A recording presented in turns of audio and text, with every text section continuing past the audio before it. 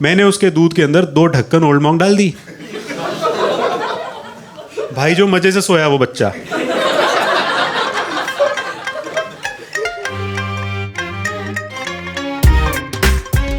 फिर पहली बार इस बार लॉकडाउन में मैं माँ बाप के साथ भी बैठा। ठीक लोग हैं, ठीक इसलिए क्योंकि मैं एवरेज बता रहा हूँ। पहले बहुत अच्छे थे, फिर धीरे धीरे इरिटेट करने लगे। अरे शादी को 5 साल हो गए यार, घर में एक ही स्टेटमेंट चलता रहता है। हम लोग सब बैठे हैं, कह रहे हैं समय आ गया है कि घर में किलकारियाँ गूंजनी चाहिए। मैंने बोला अगर किलकारियाँ गूंजनी चाहिए तो यह बात मुझे क्यों कह रहे हो, मम्मी को कहो। ये तो आप दोनों के बीच का मामला है, इसमें मैं कहाँ आ गया। Lockdown is the best time to have kids, ये हमारे घर का हैशटैग बन गया।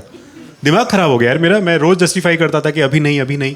फिर मैंने सोचा एक दिन इनको कन्फ्रंट करना चाहिए। मैंने पूछा पापा, बोले क्या है ये दिन भर lockdown is the best time to have kids, आप मुझे बताओ कि मुझे बच्चे क्यों होने चाहिए। You tell me just one reason और मैं उसको जस्टिफाई करने की कोशिश करूंगा। वो अपना हाथ दिखाते और कहते ये रगे देख रहा है। बोला हाँ, इन रगों के अंदर शूरवीरों का खून दौड़ रहा है। हम हमारा वंश आगे बढ़ाना चाहते हैं, हम हमारा वंश आगे बढ़ाना चाहते हैं। लॉकडाउन के दौरान, कोरोना के दौरान मेरे पापा का हीमोग्लोबिन 3.8 हो गया था। 4 यूनिट ब्लड चढ़ाया था जय अंबे ब्लड बैंक से। 3 घंटे मैं लाइन में खड़ा था। AB पॉजिटिव मांगा था, शूरवीरों का ब्लड नहीं मांगा था मैंने। शूरवीरों का ब्लड दौड़ रहा है। अरे मैं चाहता हूं कि घर में किलकारियां गूंजे। मतलब किलकारियां गुंजवाने के लिए बच्चे की क्या जरूरत है। मैंने बोला एलेक्सा किलकारियां गुंजवा दो। किलकारियां गूंज गई। टाइमिंग थोड़ा गलत था, रात के 3 बजे थे। पूरे घर वालों की गांड फट गई। अरे घर छोड़ो, पूरी कॉलोनी की फट गई, क्योंकि पूरे कॉलोनी में एक भी बच्चा नहीं है। और रात को 3 बजे अगर बच्चा रोए तो अच्छी बात नहीं होती है। अरे बहुत अजीब होता है ना यार। एक तुम ये इमेजिन करो कि बच्चा संभालने के लिए पहले तुम अपने आप को तो संभाल लो। और मैं बच्चों के साथ बहुत अच्छा नहीं हूँ। एक बार मेरा एक दोस्त है, वो कहीं बाहर जा रहा था तो अपना बच्चा मेरे यहाँ छोड़ के चला गया। 2-3 घंटा वो बच्चा अच्छे से रहा। उसके बाद उसने जो रोना शुरू किया है, मैंने उसको ट्राई किया, सो जा भाई, चुप हो जा, नहीं माना। मैंने उसके दूध के अंदर 2 ढक्कन ओल्ड मॉन्क डाल दी। भाई जो मजे से सोया वो बच्चा। लेकिन उसके बाद अगले दिन से उसकी मम्मी मुझे रोज फोन करती है, यार ये बच्चा दूध ही नहीं पी रहा है।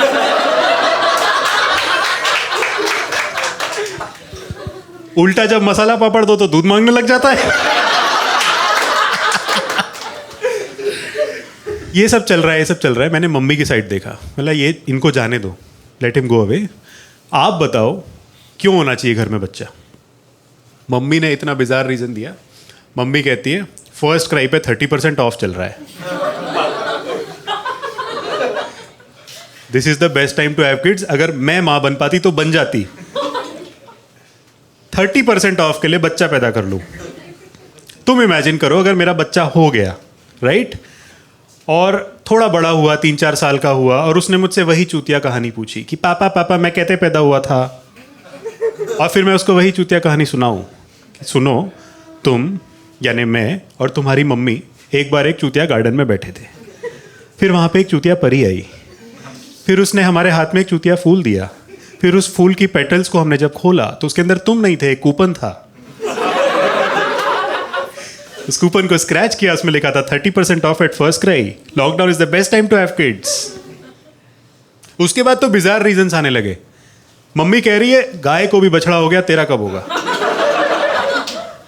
पापा कह रहे मैं चाहता हूं कि हमारे घर के पीछे की गाड़ी पे चुन्नू मुन्नू दी गड्डी लिखा जाए, इसलिए बच्चा होना चाहिए। चुन्नू मुन्नू दी गड्डी, बहुत लंबी लाइन नहीं हो गई। हमारे घर में मारुति 800 है। वो गाड़ी इतनी छोटी है कि मारुति ने खुद 800 नहीं लिखा।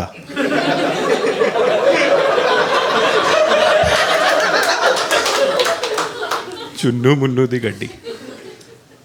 अरे आप कोई भी चीज पीछे कब लिखते हो? जब आपके पीछे कोई चल रहा हो। वो गाड़ी सबसे पीछे चलती है। गाड़ी इतनी स्लो चलती है कि मैंने उसके रियर व्यू मिरर हटा दिए। पीछे देखूंगा क्या? चुन्नू मुन्नू दी गड्डी। 30 में से 25 दिन हसन भाई के गैराज पे खड़ी रहती है चुन्नू मुन्नू दी गड्डी। तो लॉजिकली किसी को चुन्नू मुन्नू दी गड्डी लिखाना चाहिए तो वो हसन भाई है। अमन और अयाज की गड्डी। एक बार मुझे उस गाड़ी को आरटीओ ले जाना था इंश्योरेंस कराने के लिए। तो मैं गाड़ी हसन भाई के यहाँ से लेके गया। अब गाड़ी क्या करती है, it takes you from point A to point B. मेरी गाड़ी वैसा नहीं करती, it takes you from point A to a point where it breaks down, then you book an Uber, then you do your work and come back.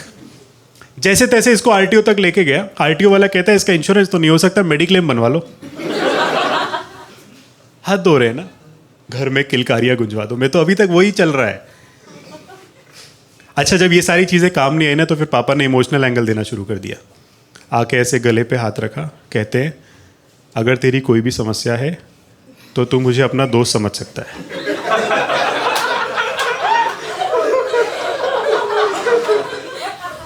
दोस्त, पहली बात तो जो भी लड़के हैं यहाँ पे, अपने बाप को अपना दोस्त कभी मत समझना। मतलब ये आदमी जो दोस्त के ट्रैप में मुझे फंसा रहा है। मैं एक बार छोटा था, मेरी डायरी में MILF लिखा हुआ था, तो इन्होंने मुझे चप्पलों से मारा था। मैंने समझाया भी था MILF का मतलब है mother's I like for my father. 4-5 photos भी दिखाए उनको और मारा। तब नहीं कर सकते थे दोस्ती, आज ये दोस्ती करना चाह रहे। और मुझे एक बात बताओ, चलो बहुत अच्छा दोस्त है भी अगर कोई मेरा, फॉर एग्जाम्पल आप मेरे बहुत अच्छे दोस्त हो, तो मैं आपको रात को 3 बजे ये फ़ोन करके तो नहीं बोलूँगा ना, भाई आज तो खड़ा ही नहीं हुआ, I am suffering from erectile dysfunction. तुम जज नहीं करोगे मुझे, तुम तो अभी जज कर रहे हो मुझे। दोस्ती जब इनसे नहीं संभलाना, तो इन्होंने मेरे चाचा को ये पूरा प्रोजेक्ट आउटसोर्स कर दिया। मेरे चाचा हैं जो मेरे से कुछ ही साल बड़े हैं, तो उनको लगता है कि वो मेरे बड़े भाई टाइप है। एंड द प्रॉब्लम इज़ कि वो राजस्थान हरियाणा बॉर्डर पे एक रेवाड़ी नाम की जगह है, वहाँ पे किसान है, राइट। तो वो हर चीज़ किसानी के एंगल से ही समझाते हैं लोगों को। तो उन्होंने मेरे को फ़ोन किया, भाया हमारे को पता पड़ा कुछ प्रॉब्लम है थारी। बोला नहीं चाचा जी ऐसी बात नहीं। अरे चाचा नहीं हूँ, मैं तेरा भाई हूँ। बोला ये मेरा नया थारा भाई जोगिंदर कहाँ से पैदा हो गया। बोले देख तुम्हारे से ना कोई भी प्रॉब्लम सॉल्व करवा सकता है। बोले मेरी कोई प्रॉब्लम है नहीं, मेरे को सॉल्व करवानी नहीं है। बोले अरे चल ठीक है, मैं तेरे को एक कहानी सुनाता हूँ। समय जो है ना वो बड़ा बलवान होता है, और समय एक बार बीत गया तो फिर कुछ नहीं होने वाला। जैसे हम ठहरे किसान, हमारे लिए मानसून का सीज़न बहुत इंपॉर्टेंट है।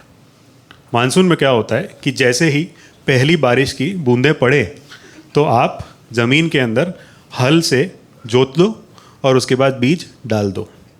3 महीने बाद जो अगर कोपले फूटी तो सक्सेसफुल, और अगर ना फूटी तो या तो ज़मीन बांझ थी या हल टूटा था। अब तू बता, थारा हल टूटा है